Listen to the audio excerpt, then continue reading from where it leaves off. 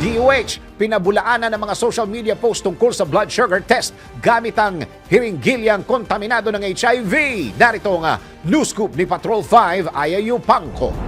Mariing pinabulaanan o itinanggi ng Department of Health o DOH ang mga kumakalat sa mga social media platforms na umano may mga nag-iikot na ilang individual para magsagawa ng blood sugar test gamit ang mga hiringgilya na kontaminado ng human immune deficiency virus o yung HIV.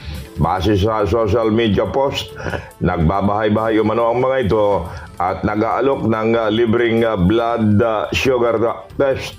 Sabi ng DOH, wala itong katotohanan at pawang ang layunin lamang ay magpakalat ng maling impormasyon at takot sa publiko.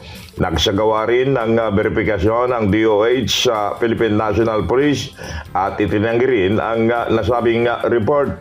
Umaapila ang ahensya sa mga nagpapakalat ng ganitong mga post sa social media na iwasan ito dahil nakakalikha lamang ito ng takot o pangamba sa publiko. It is Patrol number 5. Ay, Pangko para sa implemento ng lakas. DWIC.